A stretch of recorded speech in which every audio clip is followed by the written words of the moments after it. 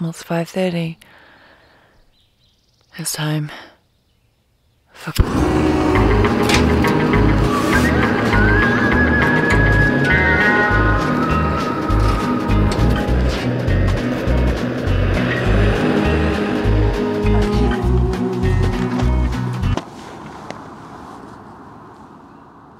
For someone who has spent a lot of time outside, my tolerance for bugs is still very, very low.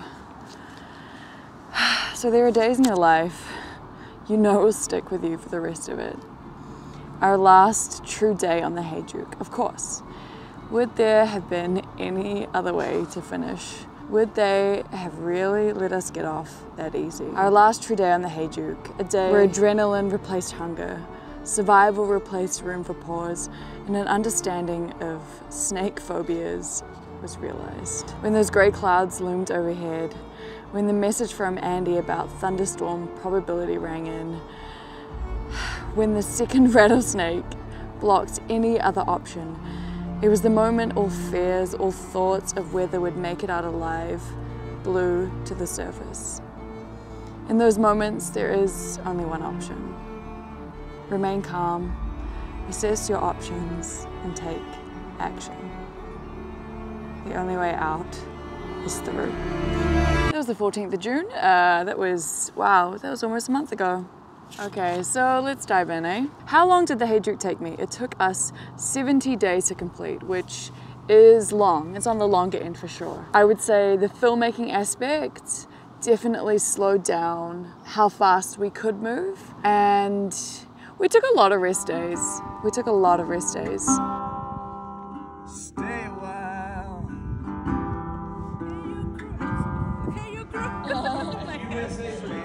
How did this trail feel different, or how was it different to the others? Well, the thing that made it really different was that I started with an organized crew. I've never started a trail with other people. I've only ever started by myself. I've always intended to film my trail experience, but this one was different where it was a funded production. All of us were thru hikers, all of us wanted to hike this trail. It was also, I was paid to film and hike, which was and is a dream come true for me. I am being inhaled by these bugs. So why the Hayduke? How did I hear about this trail? It seems pretty niche. It's like spoilers, but in the best way. It's like preview.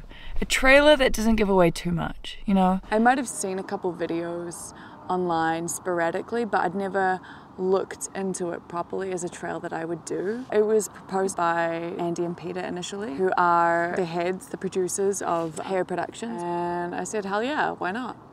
Looked into it, yeah. Camera, video setup these days. Okay, so for this trail, I took the Sony A7S Mark III, the camera I'm using right now. Same camera I used for Te Araroa. The lens I used was the kind of newly released Sony 20 to 70 millimeter. Fun lens to use. I had a lot more play with my range. I used the DJI radio mics, which also had this external piece that you could record to in itself. Right now I'm using the Rode, which I also like. And I've got this little Oben tripod, which was super light. But yeah, that's primarily what I used. I've got an ND filter on as well. Will I make another video series about this trail? Am I uploading my own Hayduke videos, or will it be a collaborative doc? So I will be working on the video series or film, yet to be seen what it will be, probably a series of this trail. But the huge difference is, yes, it won't be on this YouTube channel. It is going to be a fully fledged production pitched to streamers and the like, and it's super exciting because it's a huge step up for me. Filmmaking is my dream, and I can live here on this YouTube platform, but what's really difficult is to work by yourself, work in a silo, and to progress and grow and work with the likes of Andy, work with the likes of Peter.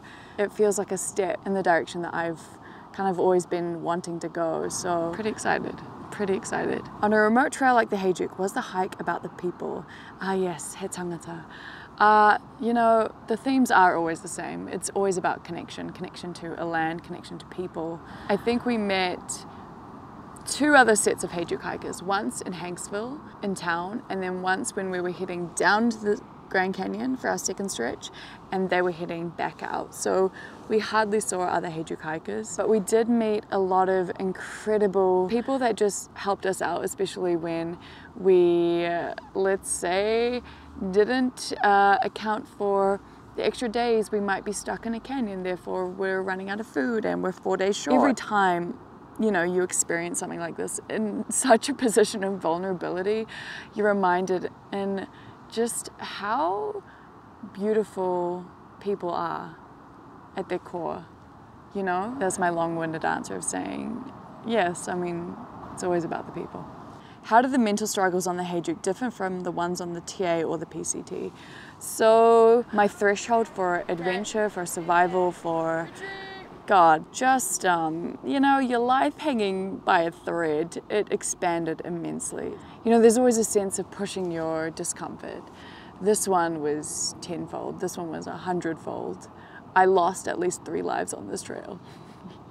And it was difficult, it was super difficult. The other element was, of course, committing to filming with a team of people you have never met before. Committing to hiking with people you'd never hiked with before. It wasn't like a trail where you could kind of just wander off and listen to music and zone out, because so much of it was navigation, so much of it was survival, working in a team. So you didn't have that luxury. Going into it, you know that as well, okay, this is very intensive time. You never have that kind of time with people. Your closest friends, your closest family. And so you've got to remind yourself to take a step back and have a look at the bigger picture. But those were huge mental struggles. Okay, these are more logistical things, so I kind of lumped them together. Longest water carry, we had a 40-mile carry, but we thought it was 50, so for the first like 10 miles we carried more than we should have, and then it turned into a 40-mile carry. But the biggest water carries, the max I could carry was 8 liters. But it's not just the water carries. There was a carry where it was like 7 liters of water, 5 days of food, you know? So when you've got a big food carry as well as a big water carry, it's just not good on the old ankle. Yeah, she's still fat, you know? I rolled her pretty early. You'll see me cry at some point. Best season to hike it? It really depends on the year. We've hiked in one of the, if not the biggest snow years in Utah on record. So the snow melt was insane. I have a friend, Fiddle, who I hiked with on the PCT, who's about to hike it in fall. Wow, I said fall, that's very American of me. Autumn. And so I'll find out from her how it is. But yes, I guess you pick your poison. It was quite hot, which is the next question, the average daily temperature on trail. Look, Grand Canyon was temperature is hot. 100 degrees. 100 or 120 Fahrenheit, which I don't know, that's like 40s. I just stopped converting because if I really knew the true temperature in Celsius, I think I would have just keeled over and died. They were the hottest temperatures I've ever hiked in and the coldest temperatures. I got frostbite on top of the Henry Mountains. It's recovered now. Good. It's been a bit since I was up there, but I think I'm much more susceptible to frostbite now, which I've learned is a thing. Favorite view? Oh my God. The desert is an incredible place, and I understand why there's so much literature about the American Southwest and why people hold it in such reverence. I remember one of the first views was Needles, and that blew my mind. That just blew my mind. There are no words, just little phone clips, because that's all I have right now. Any wildlife animals? Yes. Okay, it was crazy. We had to hike out at night because we'd run out of food and water, of course. What else? And we were coming up near the top, the last set of switchbacks, and there he was on the wall, just waiting for us, like a rare Pokemon. A lot of birds. I almost stepped on a rattlesnake, and I don't say that lightly, like I was very close to it, and I heard the rattle and I jumped out of my skin, and that was a fun moment. So I saw snakes. I saw a coyote. I did see a coyote on my second to last day. Rabbits, dead cows, alive cows, horses, and bugs. Lots of lizards, lots of lizards. Can I explain the logistics of the food and water caches? We buried 2 food caches and we sent one to Needles Outpost. But yes, we buried 2 caches in the desert. That was great, especially digging them back up in the middle of the night, like grave diggers, but hungry and desperate for food and water. Average carry lengths, the shortest would be maybe 3 days, which towards the end you just have massive carries. We had like a 9-dayer, a 12-dayer. Well, actually, it was a 6-day turned 9. The other one was an 8-day turned 12. Then like a 5-dayer, 7 days. How was navigating the trail? Was it well marked? Haha. Yeah, trail is a very generous term. I'm gonna say like 10% of it is trail, like marked trail. You get a little bit on the Arizona, which is lovely. It's just marvelous. But then you also have a lot of wash walking. The rest is just kind of route finding. It's a magical day when you have cairns to follow, when you see footsteps as well. Oof.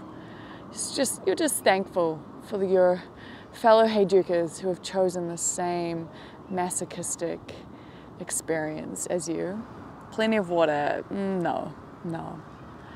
A couple times we ended up drinking alkaline, very salty water. Salty hot water flavored with electrolytes. It's just, you know, you can put as much mango Crystal Light in. Actually, peach iced tea was the best one. Just, you know, even then, doesn't help. Best and worst parts of the Hayduke. I mean, the views are always going to be incredible. That's kind of like a standard thing, right? The views in certain areas. Being down in the Grand Canyon is an incredible experience. I spent, I'm going to say, close to 3 weeks down there. Low for me was I got really bad food poisoning coming out of tropic Utah. I think Peter got a shot of me projectile vomiting, so look forward to that. Favorite town food to eat? I love cereal and banana and oat milk. Sounds kind of lame, but you cannot have those things on trail, and it's fresh. And American cereal is so fun. I got to try Cap'n Crunch peanut butter for the first time. Don't know why it took me so long, but it was incredible. My other favorite is Cinnamon Toast Crunch. So those two mixed together, yeah, fun, great, I love it. Plus, it's not really accessible in New Zealand. So are there any sections that could make a good section hike of the Hayduke? So I would recommend, it's different. Okay, so there's a section that I would maybe recommend if the water wasn't so high, or if you pack rafted it, but there's a section from Burr Trail to Hole in the Rock Road. Essentially, it goes down the Escalante River, which was way too high. For us, we had to walk down, I mean, that was rough, but it leads into Coyote Gulch. And if you just want to do a loop trail, I would just drive straight to Hole in the Rock Road and do a kind of like out and back or loop around the Coyote Gulch area, because that area was like a movie set. It was insane. No drink, no pizza, no cinnamon bun, or even cereal could taste better than this air I get to breathe. The reality that I am alive. All right, I think I'm gonna leave it at that. And I'd just like to thank Squarespace for sponsoring this. Yeah, I'd recommend using Squarespace if you want to build a website and you don't have the skills, like myself. Good landing page. Good landing page, especially if you want to build your own kind of like corner of the internet, or just put photos in a place, you know? I have a discount code which gives you 10% off your domain name or website. Okay, finally, we're at the top. We're at the top. Hayduke Trail, baby. Hayduke. Hayduke. So, we're stuck trying to figure out how to get down the landslide.